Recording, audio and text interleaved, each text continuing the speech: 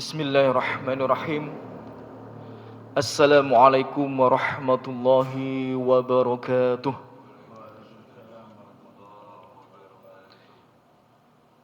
Alhamdulillah. Alhamdulillahi rabbil alamin. Wabihi nasta'in ala umurid dunya waddin. Segala puji tidak bosan-bosannya dan tidak henti-hentinya kita panjatkan kepada Allah Subhanahu wa ta'ala. Karena sejatinya Bapak Ibu, saudara-saudariku semua, tidak mungkin kita bisa meraih keberhasilan, meraih kesuksesan, mendapatkan keselamatan, mendapatkan kebahagiaan di dunia maupun di akhirat kecuali atas pertolongan Allah Subhanahu wa ta'ala. Maka sekali lagi segala puji hanya pantas kita panjatkan kepada Allah Azza wa Jal. Tidak lupa ikhwati fillah rahimani wa rahimakumullah, Allahumma salli wa sallim wa barik ala sayyidina al-mursalin nabiyina Muhammadin wa ala alihi wa ashabihi wa man tabi'ahum bi ihsanin ila yaumiddin, amma ba'd. Jamaah salat subuh rahimani wa rahimakumullah, yang semoga selalu dijaga dan dirahmati oleh Allah Subhanahu wa ta'ala. Sebelumnya saya ucapkan jazakumullah khairan katsiran. Semoga Allah Subhanahu wa ta'ala membalas kehadiran kita di majelis yang mulia ini, di rumah Allah yang mulia ini dengan sebaik-baiknya balasan. Karena sejatinya kita membutuhkan hal itu Bapak Ibu. Kita butuh balasan pahala dari Allah Subhanahu wa ta'ala. Karena dosa kita terlalu banyak. Dan tanpa pahala dari Allah, tentu saja dosa itu akan terus menumpuk dan tidak terhapuskan. Na'udzubillah min dzalik. Maka semoga Allah membalas juhud kita, ikhtiar kita ini dengan sebaik-baiknya balasan. Amin ya rabbal alamin. Ikhwati fillah, Bapak Ibu, saudara-saudariku semua, hafizakumullah yang semoga selalu dijaga dan dirahmati oleh Allah Subhanahu wa ta'ala. Beberapa kali kami sampaikan di mimbar yang mulia ini, ya, pesan yang sama, pesan yang berulang-ulang, yakni firman Allah Subhanahu wa ta'ala di surat Al-Kahfi. Ya, surat Al-Kahfi ayat 103 dan 104 terkait orang yang paling merugi nanti di akhirat. Siapa itu? Allah berfirman, "Qul hal nunabbi'ukum bil akhsarina a'mala." Katakan wahai Muhammad, apakah kalian ingin kami beritahukan orang yang paling merugi nanti di akhirat? Orang yang paling menyesal nanti di akhirat. Bahkan penyesalan nanti di akhirat itu Bapak Ibu digambarkan bukan hanya menggigit jarinya. Karena ketika kita menyesal di dunia digambarkan dia menggigit jari. Namun di akhirat orang yang menyesal itu dikabarkan bukan hanya menggigit jari, namun menggigit tangan-tangannya. Katakan wahai Muhammad, apakah kalian ingin kami beritahukan siapa yang paling menyesal? Golongan mana yang paling menyesal nanti di akhirat, yang paling merugi nanti di akhirat? Apa kata Allah Subhanahu wa ta'ala dalam firman-Nya ribuan tahun yang lalu mengabarkan kepada kita semua agar kita mengambil pelajaran daripadanya Bapak Ibu. Alladzina dhalla sa'yuhum fil hayatid dunya. Yakni mereka yang selama hidup di dunia itu mereka itu terjerumus dalam kesesatan. Mereka itu berada di dalam kemaksiatan. Mereka itu diancam dengan adab neraka. Wa hum yahsabuna annahum yuhsinuna sun'a. Namun mereka yang berada di atas kesesatan itu Bapak Ibu, mereka yang diancam dengan adab neraka itu Bapak Ibu, mereka merasa berada di atas kebenaran. Mereka merasa nanti di akhirat akan dimasukkan surga oleh Allah Subhanahu wa taala. Itulah orang yang paling merugi. Jadi mereka berada di atas keburukan, mereka berada di atas kesesatan, mereka diancam dengan azab, tapi mereka merasa suatu saat nanti mereka akan masuk surga. Sekarang mereka berada di atas kebenaran. Itu orang yang paling merugi, Bapak Ibu. Dan itu banyak sekali golongan-golongan sedemikian. Maka pada kesempatan yang mulia ini kami ingin sedikit menjelaskan contoh daripada orang yang semisal tersebut. Ya, orang yang merasa dirinya akan dimasukkan ke dalam surga, namun ternyata nanti di akhirat dilempar dan diseret ke dalam neraka. Dan pada kesempatan yang mulai ini kami akan membahas sedikit terkait tentang sholat. Naam, tentang sholat Bapak Ibu. Sholat yang baru saja kita lakukan secara berjamaah tadi Bapak Ibu, sesungguhnya memiliki kedudukan yang sangat-sangat tinggi di sisi Allah Subhanahu wa taala. Ya. Kedudukan ibadah yang paling mulia, yang paling agung di sisi Allah setelah tauhid itu adalah sholat. Bahkan jika kita mencoba mempelajari surah Nabawiyah, maka ketika Rasulullah SAW mengirim utusan untuk berdakwah ke pelosok-pelosok, ke negeri-negeri yang lain, maka perintah yang pertama itu mentauhidkan Allah, menjauhi kesyirikan. Kemudian ketika mereka sudah mentauhidkan Allah, sudah meninggalkan kesyirikan, perintah yang nomor 2 adalah melaksanakan sholat 5 kali dalam sehari semalam. Dan sholat merupakan rukun Islam yang paling agung nomor 2 setelah syahadat. Sholat memiliki banyak keutamaan. Sholat itu menghapus dosa-dosa Bapak Ibu. Bukan hanya itu, sholat itu balasannya sangat mulia di sisi Allah Subhanahu wa taala. Balasannya sangat besar dilihat dari sisi pahalanya. Sholat itu Bapak Ibu juga bisa mencegah diri kita daripada perbuatan keji dan mungkar. Jadi kalau mau maksiat itu susah. Kenapa? Karena sholatnya bagus, karena sholatnya khusyuk. Dan sholat itu salah satu keutamaannya seperti yang sudah saya baca ya, di salah satu rakaat sholat tadi ya, sesungguhnya sholat itu bisa menjadi penolong kita di dunia maupun di akhirat. Jadi kalau kita merasa dalam kesulitan, merasa dalam kesempitan, fasta'inu bis-sabri was-shalah, maka hendaknya kita ini memohon pertolongan kepada Allah dengan sabar dan sholat. Ya. Jadi bahkan dalam sebuah hadis yang sahih dikatakan Rasulullah itu apabila mendapati kesulitan, beliau langsung menunaikan sholat. Dan banyak keutamaan-keutamaan yang lain daripada ibadah sholat. Jadi jangan remehkan ibadah sholat ini. Namun sayang, banyak saudara-saudari kita di luar sana meremehkan ibadah sholat. Mereka malah disibukkan dengan ibadah-ibadah yang sifatnya itu sunnah, bahkan bid'ah. Sedang mereka meninggalkan sholat 5 waktu yang kedudukannya sangat luar biasa di sisi Allah Subhanahu wa taala. Sebagai gambaran saja yang sangat memprihatinkan, kita lihat jika datang bulan Ramadan, ya, sholat tarawih begitu penuh masjid ini. Bahkan sampai ke belakang. Namun ketika sholat subuh, ketika sholat maghrib, ketika sholat duhur, ketika sholat asar kosong, atau hanya sedikit saja yang sholat. Padahal Bapak Ibu, seandainya 1 bulan penuh kita tidak menunaikan sholat tarawih, kita tidak akan dimasukkan ke dalam neraka. Tidak akan dimasukkan ke dalam neraka. Kenapa? Karena hukum sholat tarawih itu sunnah. Namun 1 sholat 5 waktu saja kita tinggalkan, dosanya sangat besar di sisi Allah. Ulama sepakat, bisa kita buka ya di kitab-kitab dosa-dosa besar.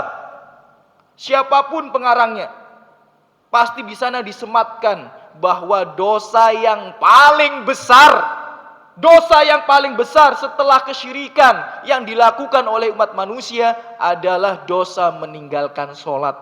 Lebih besar dosanya daripada orang yang berzina, lebih besar dosanya daripada orang yang mencuri, daripada orang yang merampok, daripada orang yang membunuh.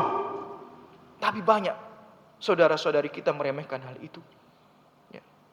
Dan sholat itu salah satu dosa yang disebutkan oleh Allah Subhanahu wa taala sebagai faktor dan sebab utama seseorang dimasukkan ke dalam neraka, sebagaimana yang kita hafal di surat Al-Mudaththir ketika orang-orang di surga bertanya kepada orang-orang yang ada di dalam neraka, masalakakum fi saqor, apa yang menyebabkan kalian dibakar di neraka Sakor ini? Maka mereka menjawab, qalu lam naku minal musallin, dulu kami orang yang meninggalkan atau menyia-nyiakan sholat. Maka jangan remehkan Bapak Ibu, ya. Dan ini juga menjadi nasihat untuk kami pribadi agar kita tidak meremehkan perkara sholat 5 waktu ini. Dan terkait sholat, bahwa ternyata Bapak Ibu, Rasulullah Shallallahu Alaihi Wasallam sudah mengabarkan jauh-jauh hari ada sebagian umatnya, ada sebagian dari kaum muslimin yang mereka itu menunaikan sholat, mereka itu melaksanakan sholat, namun ternyata sholatnya itu sia-sia. Ternyata sholatnya itu nggak diterima oleh Allah Subhanahu Wa Taala. Mereka melaksanakan sholat, mereka merasa akan dimasukkan surga oleh Allah Subhanahu wa taala. Tapi ternyata sholatnya itu sia-sia, nggak diterima, dan nanti di akhirat dilempar dan dibakar ke dalam neraka. Maka pada kesempatan kali ini akan coba kita ulik, kita gali hadis-hadis Rasulullah yang menjelaskan hal itu, tentang orang-orang yang ternyata sholatnya itu selama ini sia-sia, tidak memberikan manfaat kepadanya. Dan jangan-jangan kita ini termasuk daripada golongan tersebut. Siapa saja golongan itu? Yang pertama Bapak Ibu, orang yang sholatnya itu walaupun dia ruku sujud ribuan kali tidak diterima, ya, tidak diterima oleh Allah Subhanahu wa taala. Siapa golongan yang pertama itu? Yakni orang yang mendatangi dukun dan membenarkannya. Orang yang mendatangi, dalam istilah kita, paranormal, peramal, kemudian membenarkan ucapan mereka. Dalam sebuah hadis yang sahih, Bapak Ibu sekalian, yang semoga selalu dijaga dan dirahmati Allah Subhanahu wa taala, Rasulullah bersabda, hadisnya diriwayatkan oleh Imam Muslim, man ata arrafan, siapa yang mendatangi peramal, fasa'alahu an syai', kemudian dia bertanya terkait sesuatu, lam tuqbal lahu shalah arba'ina lailah, maka tidak akan diterima sholatnya selama 40 hari 40 malam. Tidak diterima. Hanya bertanya saja, belum membenarkan. Jadi kalau ada seorang muslim datang ke dukun, datang ke peramal apapun itu, mau dia berkedok kiai, mau dia berkedok ustadz, selama dia mencoba meramal apa yang terjadi di masa depan, padahal itu hak Allah Subhanahu wa taala untuk mengetahui perkara gaib, dia tanya saja, belum membenarkan ini, dia tanya saja, datang dan tanya, maka 40 hari sholatnya tidak akan diterima. Walaupun dia menangis, walaupun dia bersimpuh, walaupun dia mencoba memberikan semua juhudnya kepada Allah Subhanahu wa taala, maka tidak akan diterima. Hanya bertanya.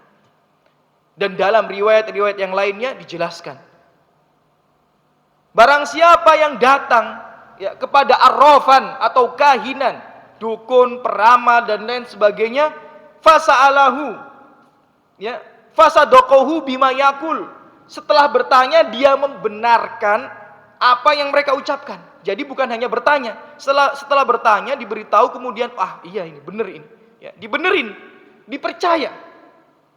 Maka kata Rasulullah, faqad kafara bima unzila ala Muhammad, maka dia telah kufur, dia telah meninggalkan agama ini, meninggalkan syariat yang diturunkan kepada Muhammad alaihissalatu wassalam. Maka sekali-kali jangan sampai diri kita dan keluarga kita terjerumus daripada dosa yang sedemikian, ya. Jadi siapa yang mendatangi dukun bertanya, nggak diterima 40 hari 40 malam sholatnya, apalagi membenarkan, maka semuanya akan sia-sia. ya, maka dia akan jatuh ke dalam kekufuran dan bisa jadi dia dihukumi ya kafir apabila memenuhi beberapa syarat yang ada dalam syariat. Ya, maka jangan sampai kita datang atau melakukan dosa yang sedemikian. Ya, perlu kita ketahui Bapak Ibu. Ya, dalam hadis yang diriwayatkan oleh Imam Bukhari dijelaskan bahwa orang kaum kafir Quraisy, ya, Abu Jahal, Abu Lahab, mereka itu haji, ya, dan kawan-kawan. Mereka itu haji. Dalam hadis riwayat Bukhari. Sedangkan kita saja lebih banyak yang belum haji daripada yang sudah haji.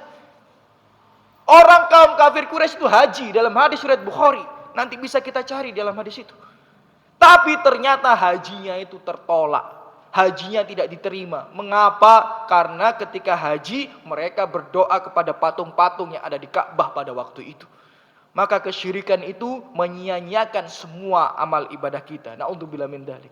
Ya, maka jangan dampingi ibadah itu dengan syirik. Karena apabila ibadah itu didampingi dengan syirik, sebanyak apapun ibadah itu akan sia-sia. Itu golongan yang pertama. Golongan yang kedua, Bapak Ibu sekalian, yang semoga selalu dijaga rahmat Allah Subhanahu wa taala, mereka yang sholatnya sia-sia, merasa sudah melaksanakan ibadah, merasa nanti akan dimasukkan surga karena sholat-sholatnya, ternyata malah diadab di dalam neraka dan sia-sia, yakni mereka yang gemar meminum khamar, suka meminum khamr, atau dalam artian pemabuk, ya. Dalam hadis yang diriwayatkan oleh Imam Abu Dawud dan disahihkan oleh Imam Albani rahimahumullah, Rasulullah bersabda, kullu mukhammirin, ya, khamrun wa kullu muskirin, ya, haramun wa man syariba maskiron, ya, wa man syariba maskiron bukhisat salatuhu arba'ina sobahan, ya. Sesungguhnya khamr dan semua yang memabukkan itu haram. Siapa saja yang minum dan dia mabuk, maka kata Rasulullah SAW, sholatnya itu akan lepas, akan sia-sia, tidak akan diterima selama 40 subuh. Ya. Dan barang siapa yang bertobat, ya, kemudian tidak mengulanginya, tentu saja tidak akan termasuk dalam ancaman ini. Namun ketika dia bertobat, kata Rasulullah, kemudian dia mengulanginya, maka dia akan mendapatkan tinatul khobal, kata Rasulullah. Jadi orang yang mabuk, tobat kemudian mabuk lagi, kata Rasulullah SAW, akan mendapatkan tinatul khobal. Kemudian para sahabat tanya, apa itu ya Rasulullah tinatul khobal itu? Maka Rasul mengatakan, itu minuman nanti di neraka. Jadi ketika orang-orang yang di neraka itu diadab, kemudian darah-darahnya itu mengucur deras, nanah-nanahnya itu keluar, maka darah dan nanah itu, kata Rasulullah SAW, akan dikumpulkan dan diminumkan kepada para pemabuk di dunia. Jadi kalau naudzubillah min dzalik, ya, kalau seorang itu suka minum khamr, ya, suka mabuk, nanti di akhirat itu akan diberikan minum dari darah dan nanah para penghuni neraka. Dan lebih buruk lagi, sholatnya tidak diterima selama 40 hari. Bayangkan kalau dia mabuknya seminggu sekali, padahal sholatnya tidak diterima 40 hari, maka sampai mati pun dia tidak akan diterima sholatnya. Sungguh merugi orang yang sedemikian. Na'udzubillah min dzalik. Ya. Kemudian Bapak Ibu sekalian yang semoga selalu dijaga dan dirahmati oleh Allah Subhanahu wa taala, ya. Golongan yang ketiga, mereka yang tidak diterima salatnya. Dalam hadis yang diriwayatkan oleh Imam Ibnu Majah rahimahullah, Rasulullah bersabda, "Salasah la tartafi salatuhum fauqa ru'usihim shibron." Ada 3 golongan yang seandainya mereka melaksanakan sholatnya itu atau pahala sholatnya itu tidak akan naik walaupun sejengkal, kata Rasulullah SAW. Ada 3 golongan, ya. Yang pertama ini berarti masuk golongan yang ketiga dari yang saya sampaikan tadi. Karena yang pertama itu adalah orang yang datang ke dukun, kedua pemabuk, dan ketiga ini masuk ke golongan yang pertama yang disebutkan oleh Rasulullah. Kata Rasulullah, rajulun amma qauman wa hum lahu karihun. Seorang laki-laki yang menjadi imam sedang umatnya itu benci dengan dia. Seorang laki-laki yang menjadi imam sedang umatnya itu benci dengan dia. Itu golongan yang ketiga dari urutan yang kami sebutkan. Jadi kalau ada imam ternyata makmum itu nggak suka dengan dia, nggak suka dengan bacaannya, dia maksa pengen jadi imam, bisa masuk dalam golongan ini. Bahkan kata para ulama ini bisa dikiaskan daripada pemimpin yang mayoritas masyarakatnya benci dengan dia. Ya, tapi sebenarnya ini lebih khusus secara letterlek itu kepada imam sholat. Ya, tapi bisa dikiaskan dengan hal itu. Kemudian golongan yang keempat disebutkan oleh Rasulullah SAW. Nah ini penting buat ibu-ibu ini. Ya, karena golongan yang keempat Rasul berkata, wa mra'ah. Ya, dan seorang istri batat dia tidur terlelap. Ya, wa zaujuha 'alaiha sakhit. Sedangkan suaminya ya terhadapnya itu tidak ridho. Jadi ketika ada seorang istri yang tidur terlelap, sedang suaminya itu dalam keadaan tidak ridho dengan kelakuannya, tidak ridho dengan sifatnya, belum ridho suaminya, tapi istrinya sudah tidur terlelap, kata Rasulullah sholatnya juga tidak diterima, ibu.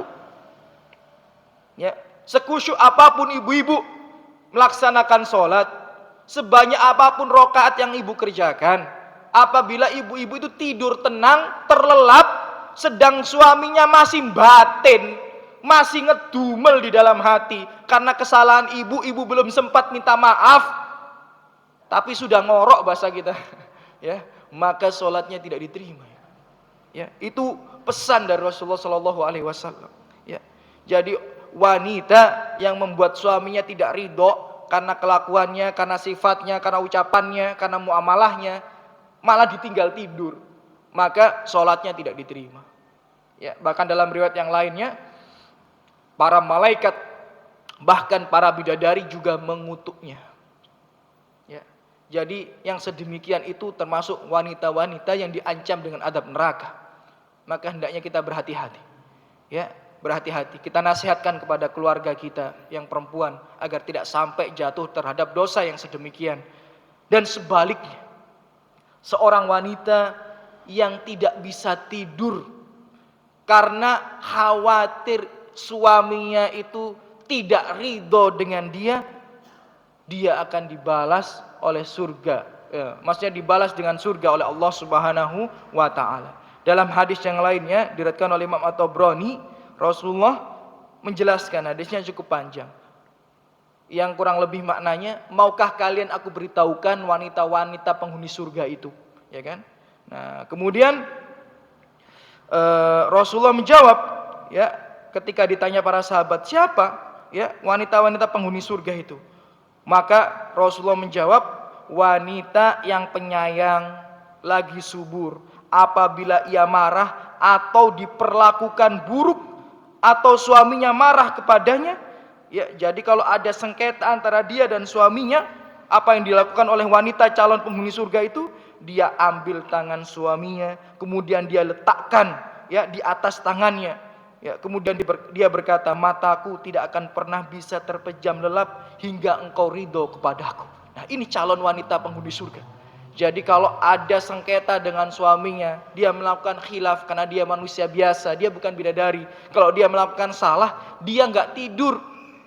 Ya, sebelum dia mendatangi suaminya, memegang tangan suaminya, ditaruh di atas tangannya, kemudian mengatakan kepada suaminya, wahai suamiku, tidak mungkin aku bisa tidur nyenyak sebelum engkau ridho kepadaku. Nah ini, ya, wanita-wanita calon penghuni surga. Sebaliknya, wanita yang tidak sedemikian, yaitu sholatnya tidak diterima dan diancam dengan adab neraka.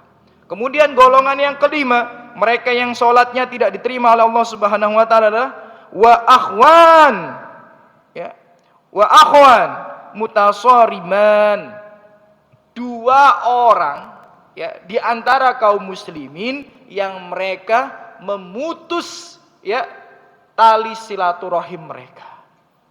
Ya, jadi kalau ada dua orang, karena silaturahim itu ya lebih condong kepada kerabat ya. Jadi kalau kita dengan kerabat kita ada sedikit masalah saja, tidak berusaha untuk berdamai, malah mencoba untuk memutuskan tali silaturahim, maka sholatnya tidak akan diterima. Naudzubillah min dzalik. Ya. Namanya kita manusia, pasti sedikit banyak akan ada gesekan dengan kerabat kita. Pasti ada sedikit banyak kerabat kita itu menjengkelkan hati kita. Perkataannya itu menyakiti hati kita. Itu wajar.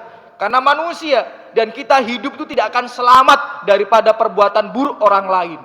Saya ulang sekali lagi. Jangan berharap kita hidup selamat dari perbuatan buruk orang lain. Baik itu kelakuannya maupun ucapannya.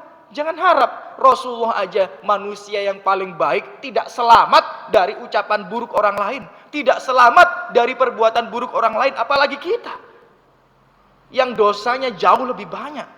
Ya, maka jangan harap kita selamat dari ucapan maupun perlakuan buruk orang lain. Jika seandainya ada kerabat kita yang membuat hati kita jengkel, membuat kita kecewa, maka usahakan untuk menjaga silaturahim.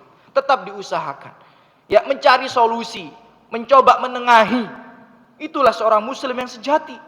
Namun apabila dikit-dikit sudah putus hubungan kita, nggak saudara-saudaraan lagi, ya sudah putus hubungan kita, nggak anak-anakan lagi, udah putus hubungan kita, aku nggak peduli dengan orang tuaku dan lain sebagainya, maka sholatnya tidak akan diterima. Bahkan sejengkal pun tidak akan naik ke atas langit, Bapak Ibu. Maka hendaknya kita perhatikan yang sedemikian, karena tidak sedikit saudara-saudari kita di luar sana mudah sekali mengucapkan hubungan kita cukup sampai di sini. Berapa banyak? Hanya karena masalah sepele orang tua dan anak putus hubungan.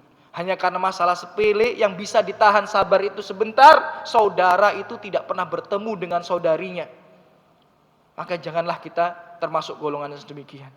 Kemudian golongan yang keenam tentu saja, ya, mereka yang tidak diterima sholatnya adalah sholatnya yang buruk, yang tidak tumakninah. Dalam hadis yang sahih, seorang laki-laki melaksanakan sholat, kemudian seusai sholat menemui Rasulullah. Rasulullah mengatakan, irji fasolli fa innaka lam tusolli. Ya, kembali sholat lagi, sesungguhnya engkau belum sholat. Kemudian setelah dia menunaikan sholat, mendatangi Rasulullah, Rasulullah mengulang perkataan yang sama, irji fasolli fa innaka lam tusolli. Balik, sholat lagi, sesungguhnya kamu belum sholat. Sampai 3 kali.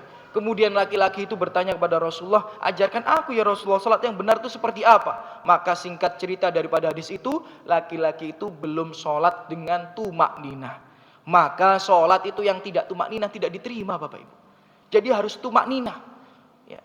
Maka jika kita, bahkan kata para ulama, jika kita bermakmum dengan imam yang tidak tumakninah, hendaknya kita udah batalkan sholat saja. Ya, sholat sendiri nggak masalah, walaupun kita meninggalkan sholat berjamaah. Ya, karena tidak sah sholat orang yang tidak tumakninah. Buat apa kita capek-capek, keringetan, ya kan? Meluangkan waktu, ternyata sholat tidak terima. Kenapa? Karena tidak tumakninah. Maka hendaknya apabila kita mau sholat tumakninah. Tumakninah itu adalah berhenti sejenak. Ya, berhenti sejenak saja.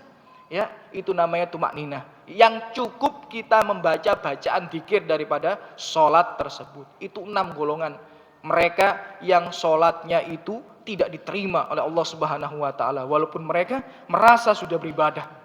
Mungkin mereka merasa nanti di surga akan mendapatkan banyak nikmat, tapi ternyata mereka dimasukkan ke dalam neraka yang dipenuhi dengan azab. Ya, jadi belum tentu orang yang dohirnya baik itu nanti baik di akhirat, belum tentu Bapak Ibu. Atau belum tentu orang yang merasa dirinya baik akan mendapatkan kebaikan di akhirat, tidak. Karena kebaikan itu adalah dalam sudut pandang Allah Subhanahu wa taala. Ya, dalam sisi syariat. Jika benar dalam syariat maka baik. Saya ulang sekali lagi. Jika benar dalam syariat maka baik. Sesuai dengan anjuran syariat maka baik. Ya. Jika tidak sesuai dengan syariat walaupun tampak baik, di mata manusia dia tetap buruk. Ya. Maka hati-hati Bapak Ibu, karena banyak manusia-manusia itu hanya baik zahirnya saja. Ya. Maka kita jaga yang sedemikian, jangan sampai kita tampak baik di hadapan manusia namun buruk di hadapan Allah Subhanahu wa taala. Buat apa? Buat apa 1 juta manusia memuji kita kalau Allah tidak ridho dan benci sama kita? Tidak akan bermanfaat. 1 juta manusia antri memuji kita. 1 juta manusia menganggap kita orang soleh, tidak akan bermanfaat di akhirat Bapak Ibu. Tidak akan bermanfaat. Kalau ternyata Allah menganggap kita ini buruk. Maka kita ini harus berusaha baik menurut Allah, bukan menurut manusia. Dan tidak mungkin seseorang itu bisa menjadi baik kecuali dibarengi dengan ilmu. Ya, tidak mungkin seseorang itu bisa menjadi baik dalam sudut pandang Allah Subhanahu wa taala kecuali dibarengi dengan ilmu. Karena bisa jadi ada wanita-wanita di luar sana yang sangat baik ibadahnya, tapi dia itu tidak baik terhadap suaminya. Seandainya dia hadir di majelis ilmu, seandainya dia sering mendengarkan nasihat dari para asatidah, mungkin akan terbuka hatinya, oh ternyata ini dosa besar, oh ternyata ini tidak boleh. Akhirnya dia pulang ke rumah menjadi wanita yang solehah untuk suami-suaminya. Makanya perlu, ilmu itu perlu Bapak Ibu. Hadir di majelis ilmu itu perlu. Karena tanpa ilmu kita ini akan menyimpang. Sering kami sampaikan juga di sini, karena kami sangat peduli dengan Bapak Ibu, bahwa orang itu masuk neraka itu karena dua hal Bapak Ibu. Yang pertama itu karena syahwatnya, yang kedua itu karena bodohnya, karena jahilnya, karena syubhat yang menimpa dirinya. Jadi ada orang itu melakukan dosa karena dia pengen berbuat dosa. Dan yang kemudian yang golongan yang kedua, ada orang berbuat dosa bukan karena dia pengen, tapi karena dia bodoh, dia nggak tahu kalau itu dosa. Makanya perlu untuk belajar dan terus belajar. Seperti yang saya sampaikan, ketika kami mengisi kajian di majelis ummahat atau kajian ibu-ibu, kami sampaikan, ibu-ibu, kalau ibu-ibu ini menstruasi, ya sudah masuk waktu duhur, kemudian ibu ini sibuk belum sempet sholat duhur, kemudian ternyata datang haid, maka ulama mayoritas sepakat bahwa sholat itu tetap wajib baginya dan harus ditunaikan ketika dia suci. Jadi seandainya sekarang sholat duhur itu masuk 11:30 nih, ibu ini masih sibuk belanja, beli makan buat suami dan anaknya, atau lagi jemput anaknya sekolah, pulang jam 1 ternyata mendapati dirinya haid, padahal tadi 11:30 belum haid. Maka apa yang harus dikerjakan? Ketika suci, ibu-ibu wajib mengkodok sholat duhur tadi. Kalau nggak dikodok, nggak dikerjain, ibu meninggalkan sholat. Sedangkan orang yang meninggalkan sholat kembali lagi pada yang sudah saya sampaikan di awal tadi, termasuk pelaku dosa besar nomor 2 setelah kesyirikan. Bayangkan berapa banyak wanita di luar sana ketika kami sampaikan hal yang seperti ini, ternyata ibu-ibu banyak yang lalai. Ternyata nggak dikodok. Padahal itu wajib. Berarti dia meninggalkan sholat, melakukan dosa besar secara tidak ia sadari. Tidak ia sadari. Ya. Kenapa? Karena tidak hadir di majelis ilmu. Kenapa? Karena tidak menyisikan waktunya untuk belajar. Perlu. Saya berikan contoh lagi, berapa banyak ya, jamaah umroh di luar sana, ya, karena kebodohannya mereka tayamum di atas pesawat, atau mungkin kita ketika safar tayamum di kereta, di atas kereta, tayamum di bis. Padahal mayoritas ulama tidak menganggap hal itu sah, bahwa tayamum di atas pesawat, tayamum di atas bis, di atas kereta itu gak sah. Kenapa? Karena tidak ada debu di situ.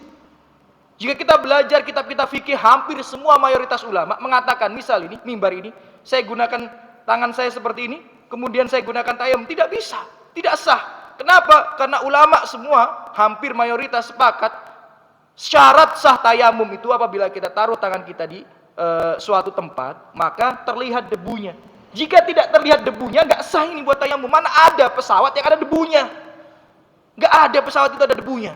Ya, kereta itu juga nggak ada debunya Bapak Ibu. Jadi kalau orang tayamum ya di atas kereta, di atas pesawat, nggak sah sholatnya. Bayangkan dia meninggalkan sholat, jatuh pada dosa besar karena kebodohan, karena kejahilan. Coba kalau dia hadir di majelis ilmu, akan dijelaskan sama ustadznya. Kalau di atas pesawat, kalau di atas kereta, nggak usah tayamum, cukup wudu. Lah terus bagaimana ustadz, wudunya susah? Ya udah, nggak usah kumur-kumur, nggak usah istinsyak, karena itu sunnah. Cukup langsung basuh wajah, langsung tangan, langsung kepala, langsung kaki. Bahkan apabila kita menggunakan kaos kaki, cukup usap aja kaos kakinya yang atas. Nggak perlu kita tayamum. Bahkan wudhu 3 kali itu hukumnya sunnah, sekali saja yang wajib. Bahkan kami ajarkan ketika manasik ya umroh bahwa setengah gelas saja sudah bisa cukup untuk digunakan wudhu di atas kereta atau wudhu di atas pesawat. Bahkan tidak perlu ke kamar mandi. Cukup hanya dengan air mineral saja, ya sedikit saja itu sudah bisa digunakan untuk wudhu dan sah. Lalu kita bisa menunaikan sholat. Namun berapa banyak orang-orang di luar sana ketika safar tayamum, dan tayamumnya itu di atas pesawat, ya di atas kereta, di atas bis. Kenapa kok bisa seperti ini? Karena malas hadir di majelis ilm. Padahal sudah sering disampaikan sama ustadznya, ada orang masuk neraka itu karena bodoh. Ada orang masuk neraka itu karena jahil. Mohon maaf kami sampaikan seperti ini, karena kami sayang dengan bapak dan ibu semua. Mumpung waktu kita ini masih ada di dunia ini, sempatkan hadir di majelis ilm. Karena bapak ibu, saya sampaikan lagi, ada orang masuk neraka bukan hanya karena syahwat, bukan hanya karena pengen berbuat dosa, bukan. Karena nggak tahu kalau itu dosa. Maka kita belajar mana sih dosa itu, dan jangan sampai kita terjerumus ke dalamnya. Dan insya Allah dengan ilmu semuanya itu akan indah, semua itu akan lebih baik.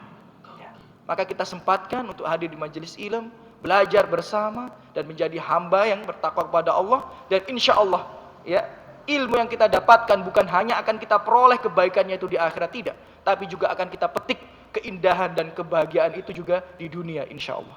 Aku qouli hadza. Mungkin itu yang bisa kami sampaikan Bapak Ibu. Semoga ya, apa yang kami sampaikan bisa bermanfaat untuk diri kami pribadi dan Bapak Ibu semuanya.